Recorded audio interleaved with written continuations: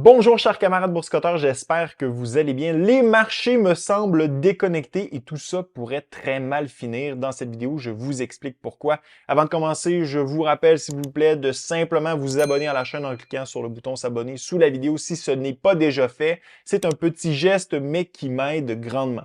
Alors, allons-y. Vous vous rappelez certainement qu'il y a à peu près 2 semaines et demie, la Réserve fédérale américaine a abaissé son taux directeur de 50 points de base. C'était le 18 septembre dernier.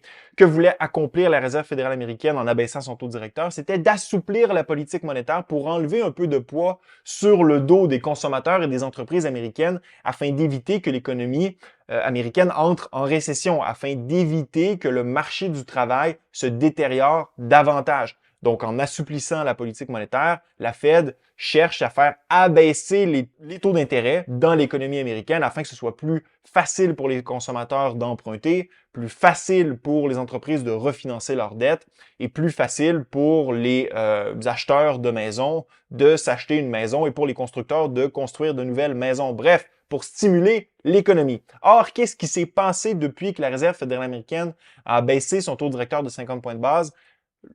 Le contraire de ce qu'elle voulait accomplir. Regardez bien. Du côté des obligations 10 ans, la Réserve fédérale américaine a baissé son taux directeur le 18 septembre. Depuis lors, les taux d'intérêt du côté des obligations 10 ans ont augmenté d'essentiellement 30 points de base. Regardez ce qui s'est passé du côté des hypothèques.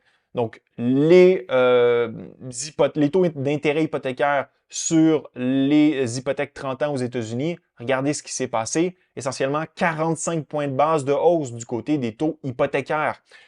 Jumelé à tout ça, le prix du pétrole qui a augmenté en raison des conflits qu'on connaît du côté du Moyen-Orient, les conditions financières aux États-Unis sont plus restrictives qu'elles l'étaient avant que la Fed abaisse son taux directeur de 50 points de base. Donc, je vous explique dans quelques instants pourquoi ça pourrait mal finir tout ça. Donc, qu'est-ce qui explique cette hausse des taux obligataires, des taux d'intérêt aux États-Unis? Eh bien, la semaine dernière, on a eu un rapport sur l'emploi du côté des États-Unis qui a été très, très fort.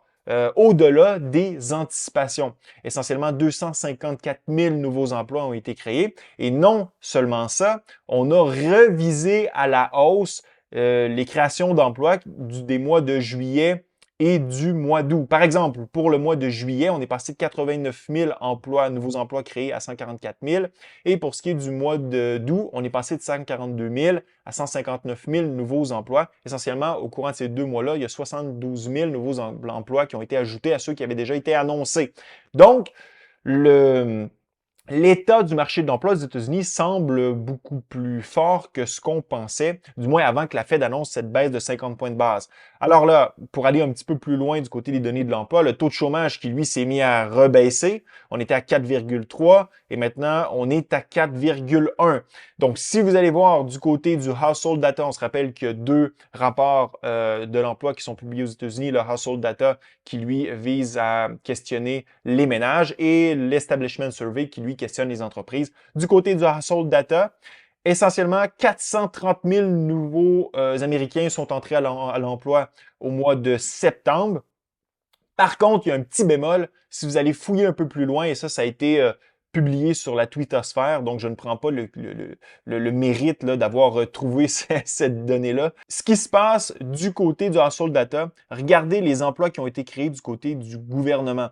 En fait, c'est 785 000 nouveaux emplois pour le mois de septembre seulement, en données désaisonnalisées. 785 000 nouveaux emplois créés du côté du gouvernement aux États-Unis. Lorsque vous regardez l'industrie privée, c'est seulement 133 000 nouveaux emplois. Donc, on peut se questionner, oui, à première vue, le rapport sur l'emploi semble très fort, mais lorsque vous allez regarder les données de façon un peu plus granulaire, vous apercevez que la qualité des emplois qui sont créés n'est peut-être pas nécessairement bénéfique pour l'économie américaine. Donc, petite parenthèse que je ferme ici. Donc, tout ça nous amène vers la fameuse Sam Rose. On se rappelle la Sam Rose, lorsqu'on passe le seuil de 0,5 %, c'est un indice que l'économie s'en va vers la récession. Bien, regardez, on était rendu à 0,57. Maintenant, avec ce rapport sur l'emploi et le taux de chômage qui baisse, on est retombé à 0,5 %. Quelles vont être les données au courant du mois d'octobre? Est-ce que ça pourrait nous amener à retomber sous la barre des 0,5% et finalement annuler le voyant rouge qui était allumé du côté de la Sam Rhodes pour l'annonce d'une récession? Peut-être. On se penchera là-dessus lorsqu'on aura les données. On remarque aussi que la courbe de rendement des obligations 10 ans, 2 ans est en train de se réinverser. Donc, on s'était redressé. Et là, on est à 7 points de base de retourner en inversion. Et on se rappelle que lorsque la courbe de rendement se redresse, c'est un signe normalement qu'on s'en va vers une récession. Alors là, ce signal-là est aussi en train de s'estomper.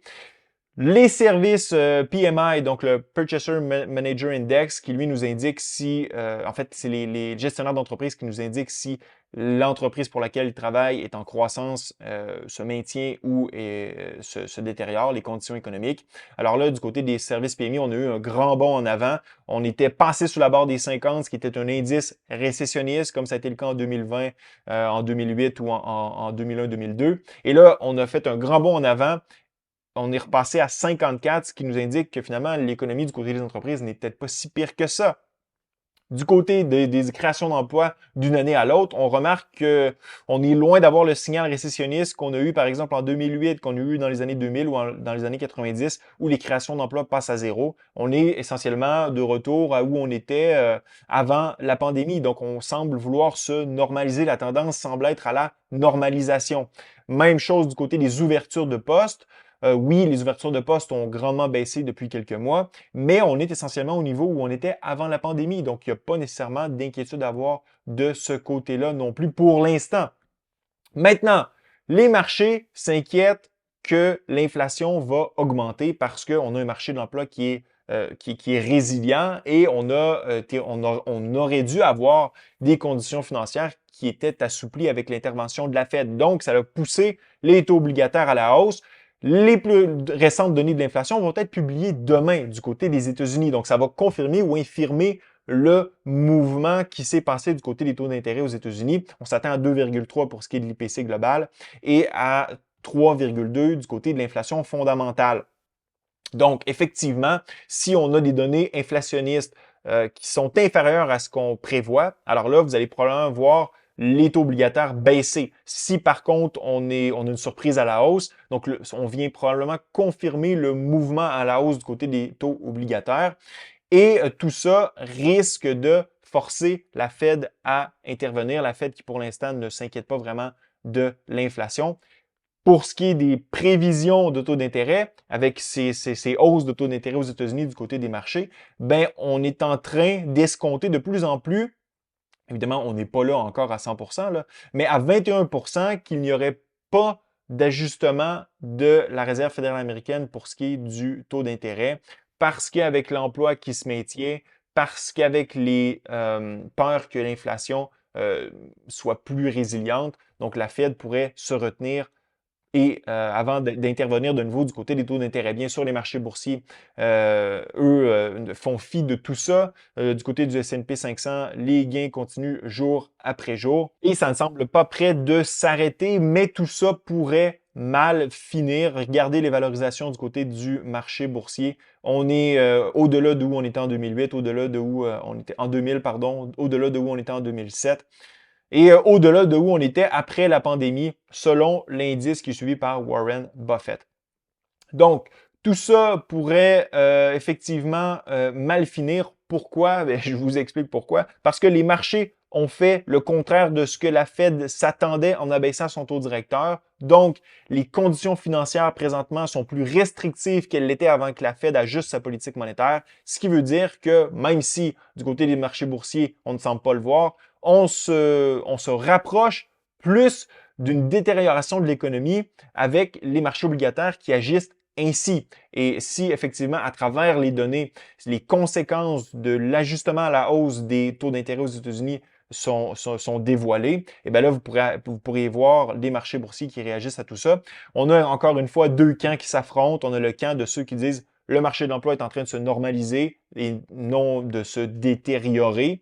Et on a le camp de ceux qui se disent « Hey, 2024 ressemble drôlement à 2007. » vous vous rappelez, il y a 2 ou 3 semaines, j'ai fait une vidéo là-dessus pour comparer 2007 et 2024. Oui, il y a des ressemblances, mais il y a aussi des choses qui sont totalement différentes, notamment le fait qu'en 2007, lorsque la Fed a intervenu pour la première fois, il y avait des baisses, des pertes d'emplois, pardon, et il y avait aussi des cracks dans les marchés financiers, ce qui n'est pas le cas aujourd'hui.